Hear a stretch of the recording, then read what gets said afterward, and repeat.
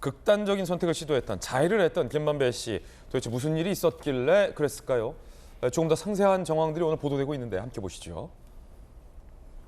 그제 새벽 2시, 4시, 오후 1시 세 차례에 걸쳐서 이제 새벽 2시와 새벽 4시 같은 경우는 이제 잠을 못 자고 잠을 못 이뤘다. 굉장히 지금 심경에 굉장히 큰 압박 내지 이제 멘탈이 흔들리고 있는 걸로 보여요. 새벽이라는 시간 2시, 4시.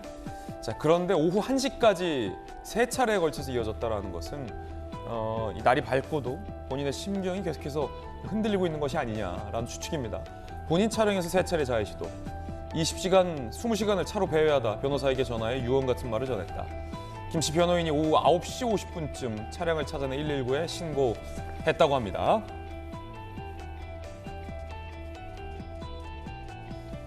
이 숨겨둔 260억 들통에 멘탈이 붕괴된 거 아니냐라는 관측.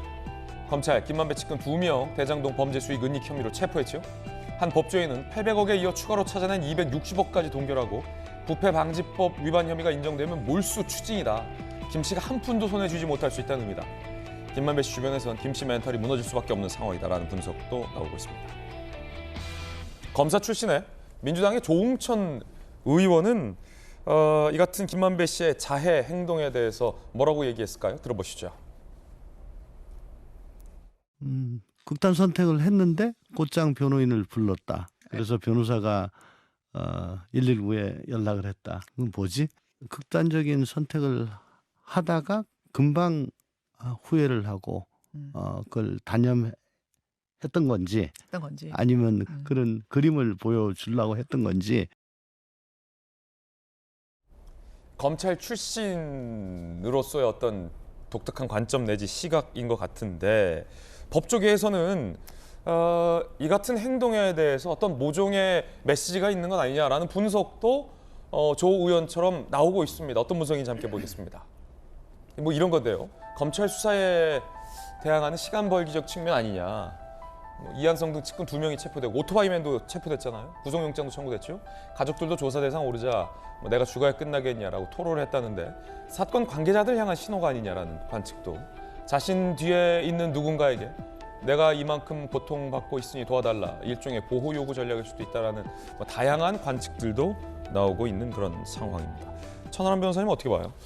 세 차례예요. 새벽 2시, 새벽 4시, 오후 1시. 근데 새벽 4시와 오후 1시까지는 시간 텀이 꽤 있어요. 그리고 자해하는 부위도 상당히 다 달랐고 20시간 차로 배회했던 것 분명히 뭔가, 글쎄요, 저는 조홍천 의원처럼 뭔가 이게 그냥 보여주기에 그칠 게 아니라 분명히 김만배 씨의 심경에 강하게 요동치는 어떤 심경적인 압박 내지 멘탈적인 흔들림이 있었다. 실제 고민이 있겠죠. 예. 그리고 그러니까 저는 김만배 씨 일당이 저수지 역할을 했다고 생각하는 입장에서 보면 이 정도로 국민의 이목이 집중된 세기의 재판에서 꾸준히 거짓말을 해야 된다라는 것도 엄청난 스트레스 요인입니다. 저도 이제 이 형사재판 같은 거 하다 보면 특히 1심 후반이나 항소심 가가지고 그냥 모든 걸 놔버리고 갑자기 사실을 얘기하는 분들이 있어요. 아, 그래요? 예, 그럼 변호사 입장에서는 좀 황당할 때도 있죠, 그러면. 근데 이제 왜 그러시냐 얘기하면 더 이상 거짓말을 못 하겠다는 거예요. 너무 힘들다, 정신적으로. 그럼 내가 이때는 무슨 말 했는지, 이때는 뭔 시나리오를 얘기했었는지를 계속 기억하고 거기에 따라가지고 얘기하고 그래야 되는데 한 사람 한 사람 진실을 얘기하고 또 부합하는 증거가 나오고 하면 할수록 본인이 이제 계속 위축되는 거죠. 그 심리가 뭔가 이렇게 조여오는 심리로 그렇죠. 느껴집니까? 게다가 이제 그런 거 플러스 아까 말씀하셨던 이 어떤 금전적인 문제. 내가 그럼 지금 고생하더라도 심지어는 내가 처벌을 받더라도 나가서 남은 여생이나 우리 가족들을 위해서 충분히 이게 준비돼 있다라고 하면 스트레스가 좀 덜어질 수가 있는데, 근데 그런 부분도 만약에 좀 압박이 들어온다, 이게 무로 돌아간다라고 하게 되면 김만배 씨 입장에서 되게 좀 허무할 수 있죠. 내가 그럼 이 대장동 이거 해가지고 그럼 왜 내가 이걸 했나?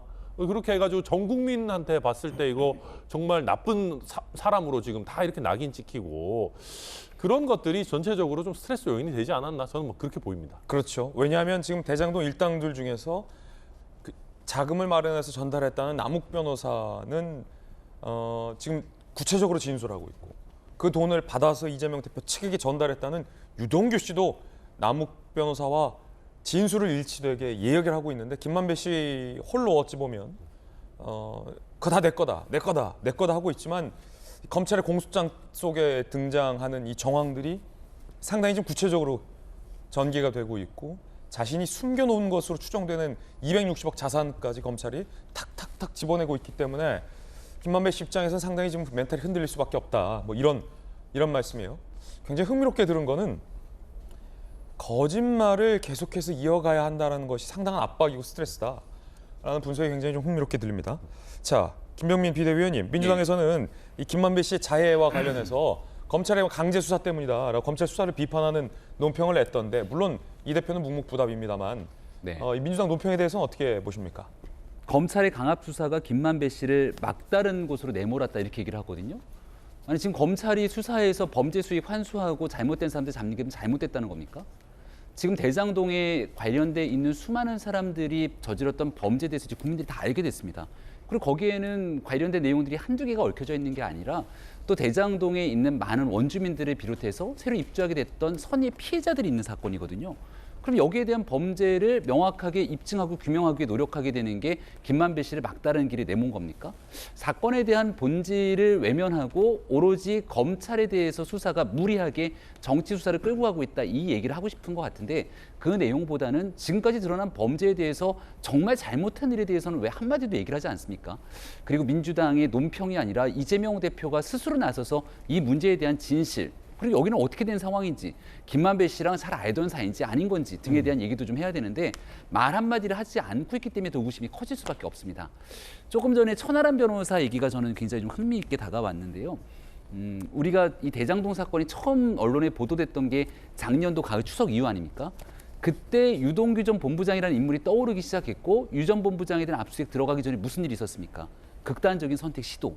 이런 일들이 있었고 거기에 대해서 얼마 전에 나왔던 내용들 보니까 이재명 대표 측에서 너 쓰레기라도 먹고 가서 숨어 있어라. 태백산맥이라도 가 있으라. 이런 얘기들까지 나왔던 언론의 보도들이 있었던 것을 명쾌하게 기억하고 있는데요. 그렇다면 그 당시에도 유동규 전 본부장이 받았던 심적 스트레스와 압박이 굉장히 클 수밖에 없었던 거 아닙니까? 근데 최근에 유 전 본부장의 모습을 보십시오. 나는 내가 지은 죄만큼만 받겠다. 그 외적으로 내가 다 떠하는 이유가 없다 그러면서 있는 그대로의 얘기들을 하나둘씩 다 꺼내놓고 있습니다. 남욱 변호사도 비슷한 것 같고요. 근데 유독 김만배 씨만 입을 다물고 있으면서 그 내적 스트레스가 극대화되고 있는 건 아닌가 싶은데 어느 정도 선에서 진실을 김만배 씨도 이제 이야기할 막다른 게 타이밍이 된 건 아닌가 싶고 그런 부분들이 부담돼서 논평을 이렇게 낸 것인지 왜 자꾸 검찰 탓만 하는 건지에 대해서도 민주당이 얘기를 안 할 수가 없습니다. 예, 전은규 의원님 어떻습니까? 그러니까 이재명 대표가 대답하지 않는 거는 걸어가면서는 기자들의 질문에 대답을 하지 않겠다라고 했던 것이 배경에 있습니다. 그 이유가 뭐냐면 걸어다니면서 대답을 하게 되면 기본적으로 위험한 사안들 몇 번이 연출이 됐거든요. 그렇다 보니 이제 이재명 대표는 걸어가면서 대답하지 않겠다. 만약에 기자회견이 필요하면 모두가 서 있는 상황에서 하겠다라고 이미 밝힌 바 있어서 저 부분은 아마 걸어가면서 하는 대답이기 때문에 못했다고 말씀을 드리고 싶고요. 김만배 씨를 왜 계속 혼자 두는 겁니까? 김만배 씨가 기본적으로 자해를 하려면 혼자만의 시간이 굉장히 많은 것들이라고 저는 보고 있습니다. 수사를 강압적으로 한다라는 내용도 저희가 검찰 수사에 대해서 많이 이렇게 알아보다 보면 혼자 두는 시간이 많답니다. 그러면서 정치적인 스트레스를 좀 많이 주고자 하고 그러면서 그 힘든 시간을 틈타서 물어보는 대답에 어떻게든 뭐 진실을 밝히라고 하는 그런 측면도 있다고는 알고 있습니다. 그러나 왜 이렇게 혼자 두는 많은 시간을 두는 겁니까? 지금 김만배 씨가 잘못된 선택을 하게 되면 가장 피해보는 것은 결국에는 민주당일 수도 있습니다. 왜냐하면 지금 본인의 형량을 조금이라도 줄이기 위해서 남욱 변호사라든지 유동규 씨 같은 경우에는 어떻게든 이재명의 몸통이다, 이재명한테 돈 줬다라고 이야기하면서 어떻게든 본인의 형량을 줄이려고만 노력하는데 김만배 씨는 있는 사실을 그대로 이야기하고 있는 것 아니냐 이런 이야기도 듣고 있는데 이렇게 된다면 만약에 김만배 씨가 극단적인 선택을 한다면 또다시 한번 이재명의 사람이 잘못된 선택을 했다라고 이야기할 텐데 저희 입장에서는 엄청난 부담입니다. 그렇기 때문에 김만배 씨를 수사를 하면서도 혼자 두는 시간을 최소화하고 진실을 밝히기 위해서 검찰이 노력을 해주셔야 된다. 혼자 두는 시간을 이렇게 많이 늘려놓고 그리고 강압적인 수사를 하게 되면 오히려 더 안 좋은 효과를 가지고 올 것이다. 저는 이런 말씀 드리고 싶습니다. 예, 전은규 의원 의견도 들어봤습니다.